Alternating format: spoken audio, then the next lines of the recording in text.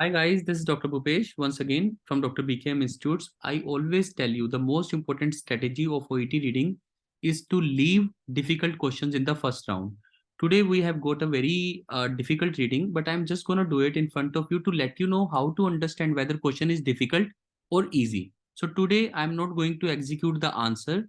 I want you to focus what is the method of OET reading and how to manage the time. So suppose if I read this question and as explained in the extract, material standards are. Now this is a easy question for me because I can understand that I have to tell about the material standards are. So material standards are medical device standards. Standards specific to a particular device type or material may be helpful to inform a risk assessment. So that means standards specific to a particular device type or material may be helpful to inform a risk.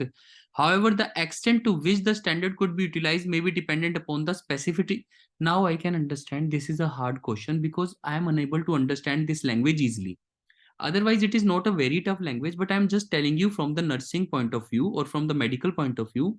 Now I am confused. Otherwise, this is a simple language that any device, whether it is helpful or not, can be informed by the risk assessment. That whether that substance is causing cancer or not, risk assessment is there or not. The extent to which the standard could be utilized may be dependent upon. Now this is a tough language, so I understand I would like to leave this kind of a question in the first round. That is what I primarily wants to say. Why are you doing this kind of a heavy question having such a heavy wording? So I go to my second question, or maybe I will go to, now this looks like, suppose if I go to this question, I'm doing the fourth question generally.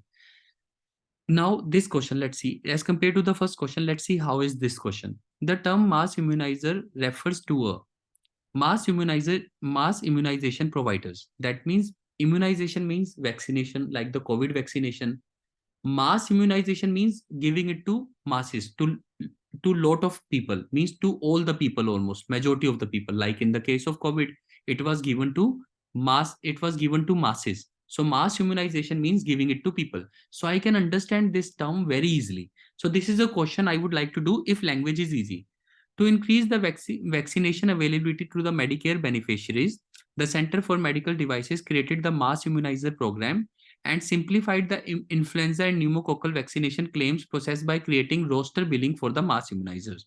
CMS means Center of Medical and Medicare Services. CMS defines a mass immunizer as, the question is what is mass, who is mass immunizer? The term mass immunizer refers to a. So that means they are asking a question, who is a mass immunizer? So now this says mass immunizer as a Medicare enrolled provider offering influenza vaccinations. So the Medicare, which is providing vaccinations, pneumococcal vaccinations, or both.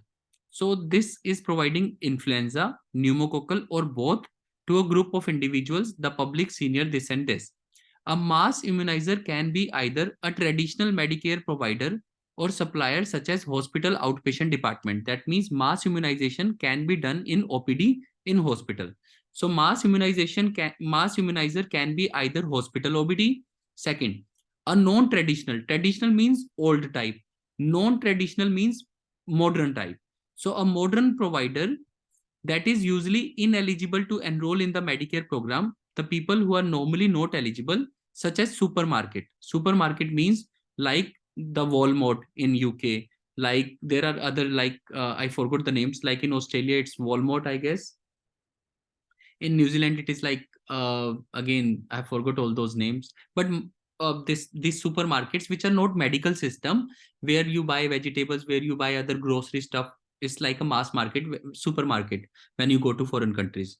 So now Reliance is a supermarket in our country. So this Aditya Birla Group has one supermarket. What I want to say that they are talking about, but again to precise it, sorry, I went on to some.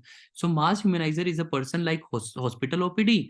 Mass immunizer is can be non-traditional like modern, which are not medical based like supermarket, senior citizen home, public health clinic, or an individual practitioner like a GP.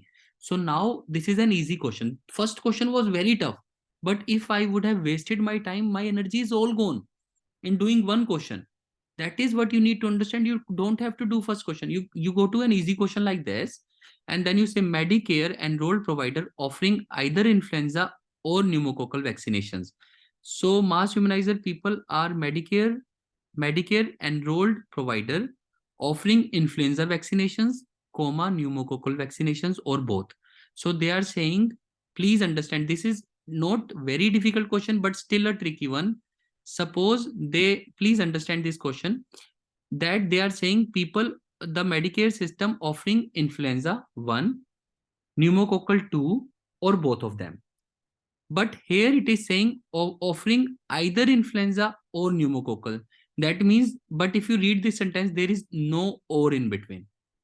There is no or in between. So these two statements somehow are not matching, because in my statement it says this and this both. Whereas in this it is saying or. Or word is not given over here. So that makes me eliminate this option. Second, traditional Medicare provider offering neither influenza nor pneumococcal. So when the topic is about influenza and pneumococcal, so neither word cannot fit in. Again, it is eliminated. Non-traditional provider offering influenza vaccination. Yes. Comma is at the right place. Yes, comma is at the right place. Pneumococcal vaccination. Yes. Or both. Or both. Or word is also given. So a non-traditional provider that is giving influenza, pneumococcal, or both. So this is the best option which is matching. It is such an easy question that if you recognize this word or, this or is not given over here. This or is given over here. So you just match or, pneumococcal, influenza, and then you go to non-traditional provider. Yes, non-traditional provider can also provide. So these two options are not matching. So this is an easy question for me.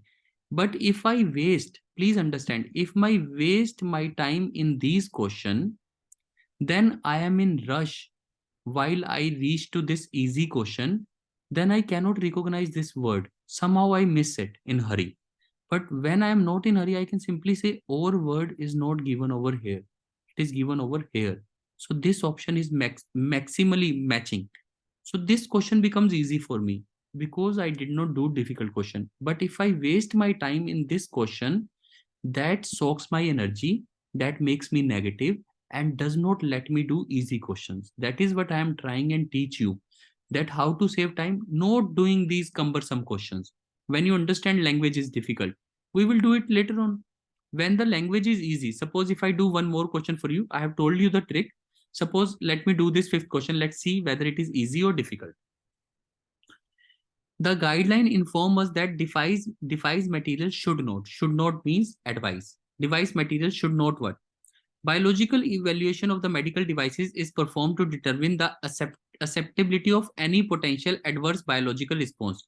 Evaluation means that you evaluate, you provide value whether this device is good or not. Biocompatible means the device that is compatible with living beings like human beings.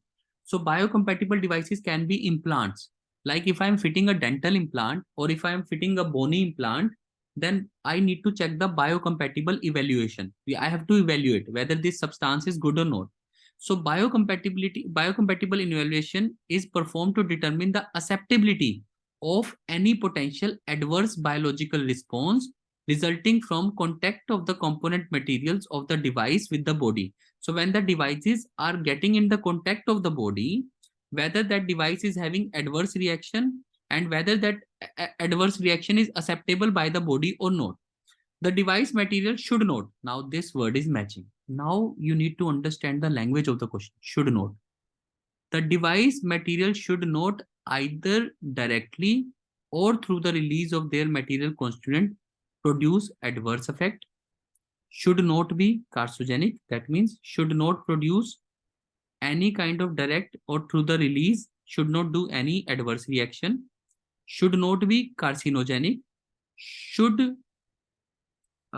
should not produce adverse reproductive or developmental effect unless it can be determined that the benefits of the use of that material outweigh the risk. Now this is a special line. This is a big line, but this is not difficult. This is saying if any biocompatible substance is coming in contact of the body, should not cause any adverse reaction, should not be carcinogenic, should not cause cancer, and should not have any development or reproductive effect. It unless it can be determined that the benefits of the use of the material outweigh the risk. Outweigh means the benefits are better than the risk. So you can use this device, you can use these devices only if they have more benefits. Otherwise, you do not use the devices which are having adverse effect. Suppose if a human, this is a question still can be done. Means if a human being is getting any implant benefits should outweigh the risk. Means implant benefits should be more. So the guideline informs us that device materials should not cause any exposure to the body. They can cause exposure if their benefits are more. Should not have benefits that outweigh any potential risk. No, should have benefits. So this note, if you just simply match the words, see, I will tell you how to do this simple question in an easy way. Let's match the language. Material should not have the benefits, and over here says material should not cause adverse effects, or it should be able to determine that benefits are more than the risk. That means the substance should not have any potential risk that outweigh the benefits. If I cancel this word note, please understand the language. If I cancel this word note, then it becomes the guideline informs us that device material should outweigh benefits, should have benefits which outweigh the risk. So when it comes to note, then it becomes device materials should not have any potential risk. That means device should not have any potential risk that is heavier on the benefits. Means any potential risk should not be there, which should outweigh the benefits. So this line is matching properly, that any substance should not have any potential risk that is heavier on benefits. So the potential risk should be less. So should not have any potential risk heavier than benefits. So this becomes an okay question for me. But if it is impeding my progress in the exam or impeding my speed, I will still like to leave this question in the first round. So by the time I have talked about this thing, so fourth question is definitely the one I would like to do in the first round, but this is not an easy reading. This kind of difficult reading, again, reading is not that difficult in OET exam. Some questions are difficult than this. You need to leave those questions. Some questions are easier than this. You need to focus on these questions. But this is not a very tough question because the question was that when it comes to benefits should outweigh the risk. So, but the question is negative. Device materials should not have any risk that outweigh the benefits. It should not have any risk that is heavier on the benefits. So the benefits should be heavier. Benefits should outweigh the risk. Benefits should be more. Outweigh means heavier. So benefits should be heavy. Benefits should be more. Risk should be less. So should not have risk which are more than benefits. So that is what this option is saying. So this question is still doable if you focus your energy. But if you waste all your energy in this kind of a difficult question like first and second, your paper would be in trouble. So that is what I mean by easy and difficult questions. And that is what I mean by executing the task when it comes to simple questions. So do only easy questions first. Leave any difficult questions having difficult paragraph, having difficult question. First of all, do the easiest of the questions. Then you reach on the heavy questions in the second round. So you will have at least 10 to 12 easy questions. At least 10 to 12 easy questions in your exam. That I promise you. If you do all the 10-12 questions right, in the 15-20 minutes, you would be done with those questions. So you would be secure, my 12 marks are there. So now out of the 10 questions, you just have to score 3-4 marks and you have 25 minutes. Suppose if you say, sir, my speed is very slow. I took 30 minutes in doing 12 questions, but 12 questions are right. I will say you still will pass. That means to secure 15 out of 22, you have to do one question in 5 minutes. How? 30 minutes to do 12 questions which are right, done. Then you have got 15 minutes even, and you have to do only 3 questions right. So one question right in 5 minutes. So you have time now.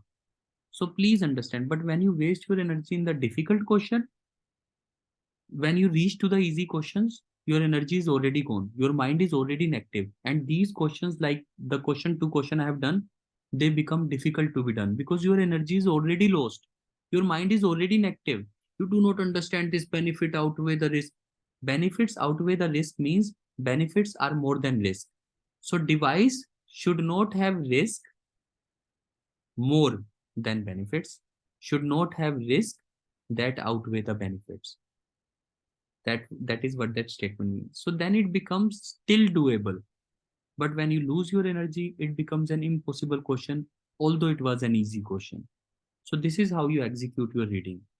That is how you find whether it is easy question or difficult on the basis of question, on the basis of paragraph. Is if anything is difficult and you are not understanding, please leave that question in the first round. First, try to find only 10 to 12 easy questions out of 22. You will all manage to pass. It does not matter whether you are slow or fast. Some people will do 12 questions in 20 minutes, some will do in 25, some will do in 30, some might do in 35. Still that person will pass, because 12 questions have been done nicely in 35 minutes. Now you have 10 minutes and you just have to find four right questions. Even if you by chance put flukes or guesswork, even then you will get three or four right. The problem happens when we miss out on the easy questions. That is what I'm telling you again and again, to please focus on easy questions only. And don't worry about the difficult questions. Difficult questions would be wrong of everyone. If by chance, by guesswork, they get it right, that is their luck. But most of the people will miss out on difficult questions, and difficult questions do not decide whether you will pass or you will fail. It is only the easy questions which decide whether you will pass or you will fail. If you have done easy questions right, you will 100% pass. This is Dr. Bhupesh telling you all this with an experience of more than a decade, and the only institute run by the doctors, assuring you for the best OET coaching. Please subscribe our channel if you have not, and this channel, please follow this strategy. Then you will not have to worry about anything related to OET. That is an assurance. Thank you.